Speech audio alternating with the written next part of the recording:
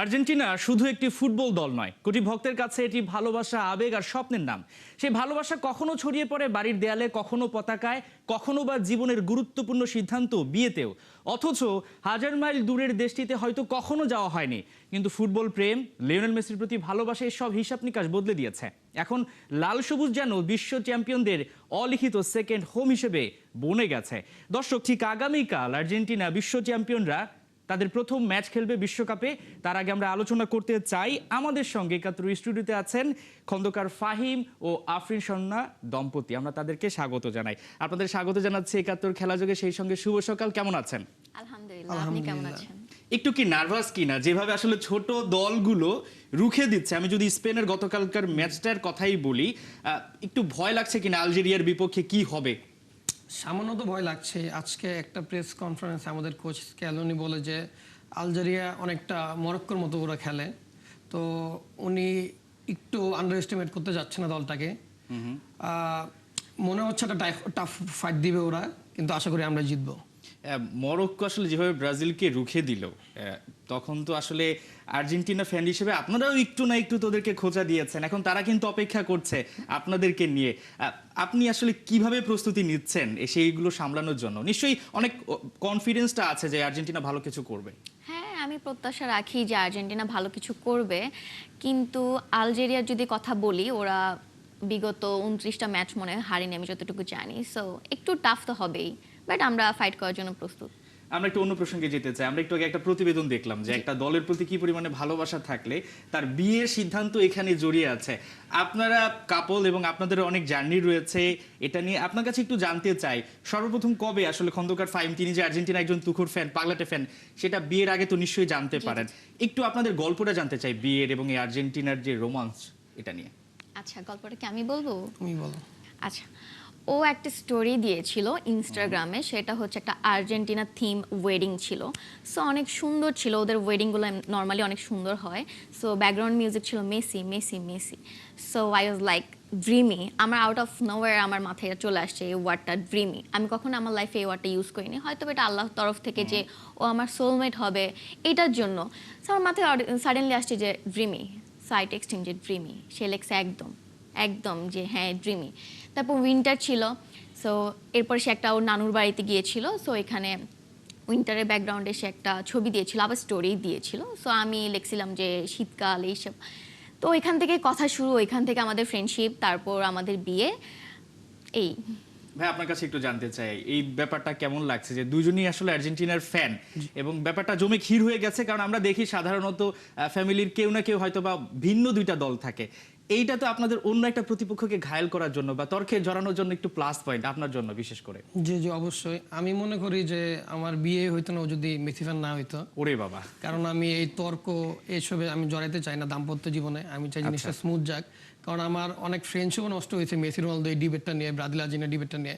তো আমি চাই না বিবাহের মধ্যে এই ঝামেলা হোক, যে সম্পর্ক নষ্ট হয়ে যাক মেসি রোনালদো তর্ক নিয়ে। এই কারণে আমি বিয়ে করেছি মেসি ফ্যানকে। মানে আগে শর্ত ছিল যে বিয়ে যাকে করবো সে মেসির ফ্যান এমন হতে কোনো হবে? শর্ত ছিল না, আমাদের কমিউনিকেশন আগাইছে একটা কারণে, এই কারণে মেসি ফ্যান। এছাড়া এই কমিউনিকেশন ওই শুরুতেই স্টপ হয়ে যেত। আপনার সোশ্যাল মিডিয়া একেবারে শুরুতে একটা বায়ো দেখা যায় আপনি আসলে মেসির ফ্যান। জি। মেসির আসলে খেলা কবে থেকে দেখা শুরু করলেন এবং কি কি আসলে বিশেষ মুহূর্ত আছে আপনার জীবনে মেসিকে নিয়ে? আমি আসলে ফুটবল খেলা মোটামুটি বোঝা শুরু করি 2010 সাল থেকে। তখন থেকে আমি আর্জেন্টিনা ফ্যান, মেসির পাগলা ভক্ত। তো আমার প্রথম মেসিকে সামনাসামনি দেখা হয় 2022 সালে, এটা সংযুক্ত আরব আমিরাতের আবুধাবিতে। তো তখনই মেসিকে সর্বপ্রথম সামনাসামনি দেখি। তো এরপরে আমি বিশ্বকাপ দেখতেও যাই কাতারে, কিন্তু আনফর্চুনেটলি আর্জেন্টিনার সব ম্যাচ সোল্ড আউট হয়ে যায় একদম। আমি যতদূর শুনছি ফার্স্ট কয়েক উইকে সোল্ড আউট হয়ে যায়, তো আমি দেখতে পারি নাই।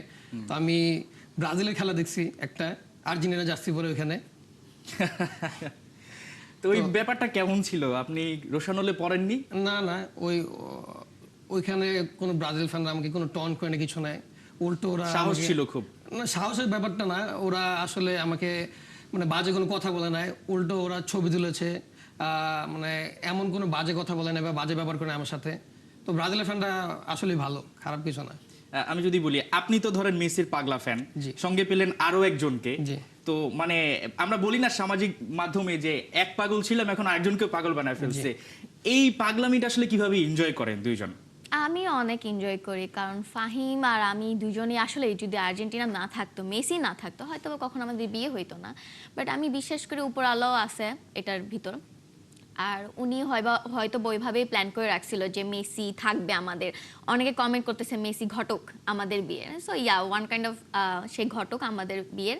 বাট হ্যাঁ, আমাদের বিয়ের মেন জিনিস হচ্ছে জার্সি। আমি যদি বলি, ওর থেকে আমি জার্সিও চাইছি টেক্সট দিয়ে, যে তুমি কি আমাকে একটা আর্জেন্টিনার জার্সি দিবা, আমি একটা জার্সি দিবা, শুধু লিখছে আর্জেন্টিনা বলি নেই। সে আমাকে লিখতেছে তুমি কি আর্জেন্টিনা নাকি ব্রাজিল। তারপর আমি বলছি আমি তো কি ব্রাজিল হলে কি দিবা না। সে কিন্তু জানে, সে আমার প্রোফাইল ঘাটছে, আমি ওটা ঘাটছি। পরে সে বলতেছে না না অবশ্যই দিব, তোমার অ্যাড্রেসটা পাঠাও। পরে আমি পাঠাইছি, সে আমাকে পাঠাইছে।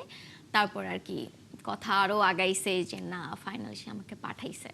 এখন তো দুজনেই আর্জেন্টিনার জার্সি পরে আছেন এবং আমি যতদূর জানি যে ভাইয়ার কাছে অসংখ্য অনেক, জার্সি আছে। অনেক। এটাকে কি পাগলামি বলবেন নাকি ভালো লাগা বলবেন? মানে এটাকে আপনি কিভাবে নেন যখন সে দেখেন কোন একটা মার্কেটে গিয়ে কিছু একটা না কিনে হয়তো একটা জার্সি কিনে নিয়ে আমার আসছে? অনেক ভালো লাগে, আমি অনেক পছন্দ করি, আর আমি এই জিনিসটাকে আসলে এনজয় করি, কারণ ও জার্সিটা কিনলে আমি পরতে পারবো। সো আমি যখন কোনোদিন কোনো কিছু পাই না পরার জন্য, সো আমি জাস্ট খুলে দেখি যে কোনটা পরবো, আমি জাস্ট একটা সিলেক্ট করে পরে ফেলি। সো এটা আমার জন্য প্লাস পয়েন্ট। আপনাদের দুজনের এই যে পাগলামি, ফ্যামিলি কিভাবে নিচ্ছে, আশেপাশে ফ্রেন্ড তারা মনে হয় বিষয়টাকে অবশ্যই অনেক ভালোভাবে নিচ্ছে। সাপোর্টিভ, ফাহিমের ফ্যামিলি অনেক সাপোর্টিভ। ভাইয়ের কাছে যদি একটু আসতে চাই, এই বিষয়টাকে কিভাবে নেয়? এই যে ধরেন আর্জেন্টিনার একটা ম্যাচ হলে আপনারা চলে যাচ্ছেন, এর আগে শুক্রবার দেখলাম একটা র্যালি করেছেন, সেখানে গেলেন, একটা উৎসব তো নিশ্চয়ই হয় যখন দুজন একসাথে যান যে কোনো একটা জায়গায়। জি জি। ওই র্যালিতে সবাই ওকে ভাবি ভাবি, জাতির ভাবি বলে সম্বোধন করছে, কারণ আমরা দুজনেই মেসি ফ্যান। এরপরে আমার ফ্যামিলি মেম্বারও আসছিল ওই র্যালিতে, সবাই এনজয় করে এটা বাসায়। আমার শাশুড়ি আসছিল, আমার ননদ আসছিল, আমার যা আসছিল, সবাই ফুল ফ্যামিলি ছিলাম। তো আপনি আর্জেন্টিনায় তো আছেনই, পাশাপাশি যদি বলি আপনার ফ্যামিলি মেম্বার, জি। তাদেরকেও কি এই দলে নিয়ে আসার জন্য ট্রাই করছেন? আমার দলে আসলে আমার বাবা মারা গেছে, it's been 6 or 7 years. So আমার বাবা আর্জেন্টিনা ফ্যান ছিল, সো আমি ওনার পাত্তায় আসলে ফলো করতেছি। আমার ভাইয়া আর আমার আম্মু ব্রাজিল সাপোর্টার। সো একটু যেতে চাই 2022 বিশ্বকাপে, যে 36 বছর পর বিশ্বকাপটা জিতলো, ওই মুহূর্তটা আসলে কেমন ছিল? ওইটা কি একটু কল্পনা করতে পারেন কিনা? এখন করলে কেমন লাগে? এবং মেসির হয়তো বা এটা শেষ বিশ্বকাপ, দুটো প্রশ্ন একসাথে করলাম, ওইটা ভাবলে কেমন লাগে এবং মেসি যখন খেলাটা ছেড়ে দিবে এটা ভাবতে পারেন কিনা? 2022 সালের ম্যাচের হাইলাইটগুলো যদি এখনো দেখি, এখনো মনে হয় যে ম্যাচটা ফাইনাল ম্যাচ হেরে যাচ্ছে আর্জেন্টিনা। তো এখন ওই ফিলিংটা এখন আমাদের মধ্যে আছে। এবারে ওয়ার্ল্ড কাপটা আমরা অনেকটা রিল্যাক্সড মোডে দেখছি, আগের মতো ওই নার্ভাসনেস এত কাজ করতেছে না। যদিও আমাদের টিম অনেক স্ট্রং, আমরা এই ওয়ার্ল্ড কাপটা আশা করি ডিফেন্ড করতে পারবো। আর মেসির লাস্ট বিশ্বকাপ, হয়তো মেসির বিশ্বকাপ পর ইন্টারন্যাশনাল থেকে অবসর নিতে পারে, তো এটাই খারাপ লাগার দিকে এই বিশ্বকাপের। আমি চাই মেসি ফাইনাল পর্যন্ত খেলুক, কারণ মেসি যত আগে, আর্জেন্টিনা টিম যত আগে বাদ পড়ে যাবে, মেসি তত তাড়াতাড়ি অবসর নিয়ে ফেলবে। তো আপনাদের ঘটক সে আসলে ম্যাচটা ছেড়ে দিবে, একটা সময় তো দিতেই হবে, ক্লাব ফুটবল হয়তো বা ছেড়ে দিবে, এটা নিয়ে তো দুজনের মধ্যে কথা হয়। কখনো কি ড্রিম রয়েছে যে একসাথে মেসির খেলা দেখবো, বা দেখেছেন ইনশাল্লাহ। কখনো? না, মানে লাইভ তো অবশ্যই দেখা হয়নি, বাট আসলে আমি চেয়েছিলাম যে কোনো একটা হয়তো বা ওয়ার্ল্ড কাপ একসাথে দেখার জন্য। সো এটা আসলে আমাদের হয়নি, আর ইনশাল্লাহ হয়তো বা, আমি জানি না কি বলবো, বাট আমার খারাপ লাগছে যে সে আর খেলবে না, যার জন্য আসলে এত কিছু হওয়া, আমাদের ভালোবাসার শুরু বিয়ে পর্যন্ত চলে এসেছে। সো আমি আসলে জাস্ট আমি ব্লেসড যে আমি আমার বাচ্চাদেরকে বলতে পারবো যে মেসি, হুইজ মেসি। মেসি এমন একটা মানুষ যে আসলেই মানে এক্সিস্ট করে ম্যাজিকের মতো। খারাপ তো আসলেই লাগে। সোশ্যাল মিডিয়াতে যখন দেখেন মেসিকে নানাভাবে ট্রল করা হয়, আর্জেন্টিনাকে নানাভাবে ট্রল করা হয়, তখন আসলে সেগুলো কিভাবে সামলান? আমি দেখি না, আমি নেগেটিভ কোনো জিনিস দেখি না, আমি জাস্ট ইগনোর করি। ব্রাজিল ফ্যানরা তো আপনাদের নিয়ে অনেক সময় অনেক বেশি খোঁচা দেয় যে আপনারা নাকি পেনাল্টি করে বিশ্বকাপ জেতেন, সামনে হয়তো বা কয়টা পেনাল্টি পাবেন সেটার নাকি হিসাব নিকাশ করছেন, এগুলো আসলে কিভাবে আপনারা সামলান? এইগুলা সামলানোতে কিছু নাই, ওরা যে এই কথাগুলো বলে ওদের কথায় কোনো লজিক নাই, কারণ ওরা প্রতিবার কোপা আমেরিকা থেকে বাদ পড়ছে পেনাল্টি মিস করে, বিশ্বকাপ থেকে বাদ পড়ছে পেনাল্টি মিস করে। তো যারা যে জিনিস পারে না ওইটা নিয়ে ওরা ঈর্ষা করে, তো ওদের ক্ষেত্রে সেম জিনিসটা হয়েছে আর কি। সবাই কিন্তু পেনাল্টি পায়, সবাইকে কাজে লাগাইতে পারে, এন্ড মেসি পারছে, এখন অন্যরা পারে না, এটা তো মেসির দোষ না, এটা ওদের ফল্ট আমি মনে করি। মানে আপনি একটা জিনিস পাচ্ছেন কিন্তু সেটা আপনি কাজে কাজে লাগাতে লাগাতে পারছেন। পারছেন না, এটা তো আপনি আপনার অপরচুনিটি নিজে হাতে নষ্ট করতেছেন। সো আগামীকাল যে ম্যাচটা রয়েছে সেটা নিয়ে কি কি পরিকল্পনা করেছেন? দুজন তো একসাথেই হ্যাঁ দেখবেন ম্যাচটা। ইনশাআল্লাহ দেখবো, আমাদের ফার্স্ট ওয়ার্ল্ড কাপ একসাথে। সো আমি অনেক এক্সাইটেড। সো আপনাদের ড্রিমটা কি আর্জেন্টিনা নিয়ে? দুজনের কাছে জানতে চাই। তুমি আগে বলো। আমার ড্রিম আর্জেন্টিনা বিশ্বকাপ জিতুক, আর আমার ড্রিম বিশ্বকাপ জেতার পরে আমার মেসির সাথে দেখা হয় আর আমি মেসির সাথে একটা সেলফি তুলি, এটাই আমার ড্রিম। আর আমার ড্রিম হচ্ছে আর্জেন্টিনা জিতুক, এটাই। আর আমি চাই ফাহিমের স্বপ্নটা আসলে পূরণ হোক। ও যেই পরিমাণ মেসি ভক্ত, পাগলা ভক্ত, যেই পরিমাণ ক্রেজি মেসির জন্য, সো আমি অবশ্যই চাবো আমার হাজব্যান্ডের স্বপ্নটা আসলে যেন পূরণ হয়। সো এটার জন্য আমি অলওয়েজ প্রার্থনা করি যে যে কোনোভাবে ওর সাথে যাতে মেসির দেখা হয়ে যায়, আর কালকের ম্যাচটা যেন জিতি। আপাতত এটাই। ক্যাম্প নুতে আপনি দেখেছিলাম যে আপনি ম্যাচ দেখতে গিয়েছেন, একটা আবেগের জায়গা। এই ধরনের আর কি কি স্মৃতি রয়েছে যে আপনার যে ফুটবল নিয়ে যে পাগলামি 2009 সাল থেকে খুব সম্ভবত আপনি চেষ্টা করছিলেন, সেটা একটা সময় গিয়ে আসলে পূরণ হয়, এরকম আর কি কি রয়েছে আপনার জীবনে? আমার ছোটবেলা থেকে আমার স্বপ্ন ছিল আমি ক্যাম্প নুতে খেলা দেখব, কিন্তু বাংলাদেশ থেকে স্পেনের ভিসা করাটা একটু জটিল বিষয়। তো আমি প্ল্যান করি, আমি বর্তমানে ইউকেতে থাকছি, আমি এলএলএম শেষ করেছি, সামনে বারেটলো করব। তো আমার এই বারেটলো করার প্ল্যান এটা থেকে ছিল যে আমি ইউকে যাব, সেখান থেকে আমার ভিসা প্রসেসিংটা খুব ইজি হবে, আমি স্পেনে যেতে পারবো, ক্যাম্পে গিয়ে খেলা দেখতে পারবো। তো আমার লেখাপড়ার এই বারেটলো করার পিছনে এই স্পেনে গিয়ে ক্যাম্প নুতে খেলা দেখার একটা বড় হাত আছে। শুধু আমি বারেটলো করবো ওই ইচ্ছাটা আমি ইউকে যাই নাই, এর পিছনে আমি স্পেনে যাব, আমি ফ্রান্সে গিয়ে পিএসজির মাঠে গিয়ে খেলা দেখবো, এরপর আমি ইটালিতে গিয়ে ম্যাচ দেখবো, এগুলো সব কিছু স্বপ্ন নিয়ে আমি অ্যাকচুয়ালি ইউকেতে যাই। তো আমার ফুটবল রিলেটেড আরেকটা বড় ড্রিমও বলতে পারি, অনেকে শুনে হাসতে পারে, যে আমি রোনালদোর সাথে যখন দেখা করি আল নাসেরে, তো রোনালদো, আপনি আমার থেকে যত দূরে আরো কাছে ছিল রোনালদো, যদিও অনেকবার ডাকার পর রোনালদো হালকা এক নজর আমার দিকে তাকায়, এমনি মেসি হইলে হয়তো জড়ায় ধরতো, রোনালদো জাস্ট তাকাইছে, কিন্তু ওইটাও আমার কাছে একটা বড় পাওনা, মেসি ফ্যান হয়েও রোনালদোর এত কাছ থেকে আমি দেখেছি।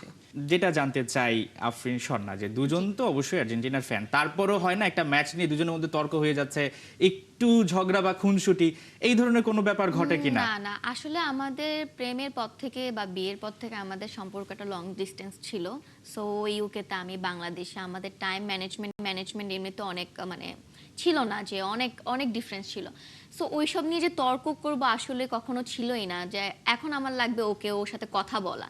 সো আমি ওই মুভমেন্টটা কখনো মিস করতে চাই না, যে ভালো মুহূর্ত খারাপ করার, ওইটা আমি শান্তিপ্রিয় মানুষ, ও আরো বেশি শান্তিপ্রিয় মানুষ। সো আমরা কখনোই ঝগড়া করতে চাই না, চাই যে পিসফুলি থাকতে। সো ওইসব নিয়ে কখনোই ঝগড়া করা হয়নি। খন্দকার ফাহিম, আপনার কাছে আসতে চাই, একদিকে ধরেন মেসির খেলা, আর একদিকে হচ্ছে ফোনটা পিক করতে হবে বা এই সময় সময় দিতে হবে, কোনটা বেছে নেন আসলে? অবশ্যই ফোন পিকই করবো না, মেসির খেলা দেখবো। এটাকে কিভাবে নিবেন স্বর্ণা? এরকমটা ঘটে নাকি আজকে সত্যি কথা বলে দিল? এরকমই, মেসি ওর লাইফের ফার্স্ট লাভ। সো আমি এটার সাথে আসলে নিজেকে কম্পেয়ার করে আমাকে ছোট করব না। মেসি ওর জীবনের প্রথম ভালোবাসা, সো আমি নিজেকে দ্বিতীয় হিসাবে নিলাম, এটাতে আমার কোনো প্রবলেম নেই। মানে এতে কি জীবনটা সহজ হয়ে গেছে? হ্যাঁ, মানে আপনি সহজ। মনে আপনি করছেন যত তাড়াতাড়ি কোনো কিছু অ্যাকসেপ্ট করবেন তত জীবনটা আরো সহজ হবে। জটিল করার কোনো মানে নেই, জীবনটা এমনিতে অনেক ছোট। এখন পর্যন্ত দুজন যে কয়টা ম্যাচ দেখেছেন আর্জেন্টিনার, বা যদি বলি আমি লিওনেল মেসি যেখানে খেলছেন ইন্টার মায়ামি, কোনো মজার ঘটনা রয়েছে কিনা? মজার ঘটনা বলতে আমরা তো সব ম্যাচই জিতছি, ব্রাজিলকে 4টা দিয়েছিল আর্জেন্টিনা, তো ওইগুলো দেখতে তো ভালো লাগে, ব্রাজিল 4টা খাইছে। লাস্ট টাইম যে ম্যাচটা হলো, যদি মরক্কোর বিপক্ষে বলি, ওই ম্যাচটা দেখে আসলে উল্লাসটা তো অন্য লেভেলের ছিল। তখন তো সবাই মরক্কোই ছিল। মানে মনে হচ্ছে যে আসলে মরক্কো খেলে নাই, আর্জেন্টিনা খেলেছে। আর্জেন্টিনা খেলছে। এখন তো আবার যারা আলজেরিয়া রয়েছে, হ্যাঁ, ওরা বলতেছে এখন মুসলিম দেশ হিসেবে আমাদের উচিত আলজেরিয়াকে সাপোর্ট করা। সো ওরা করুক, আমরা তো আর্জেন্টিনাই করবো অবশ্যই। বাট আমি অনেক এক্সাইটেড, যেহেতু আগেও বললাম যে ফাহিমের সাথে আমার ফার্স্ট ওয়ার্ল্ড কাপ। সো এটা একটু হয়তো ডিফারেন্ট হবে, যে আমার ভালোবাসার মানুষের সাথে প্রথম বিশ্বকাপ দেখা, তাও আরেকটা ভালোবাসার মানুষকে। সো আমি অনেক এক্সাইটেড, আর একটু ভয়ও আছে, কিন্তু আমি চাই যে ফার্স্ট ম্যাচটা জিতুক, সৌদির মতো আবার না হারুক। সেটাই আর কি, যে আসলে আপনাদের আসলে কি বলবো, যে প্রথম ম্যাচটা খারাপ হলে পরবর্তীতে আবার ঘুরে দাঁড়ানোর একটা ব্যাপার হ্যাঁ, থাকে। মেসি কিন্তু বলেছিল সৌদির সাথে হারার পরে যে আমার উপর বিশ্বাস রাখো, আমি তোমাদেরকে প্রমাণ করে দেখিয়ে দিব। সো সে দেখিয়ে দিয়েছে।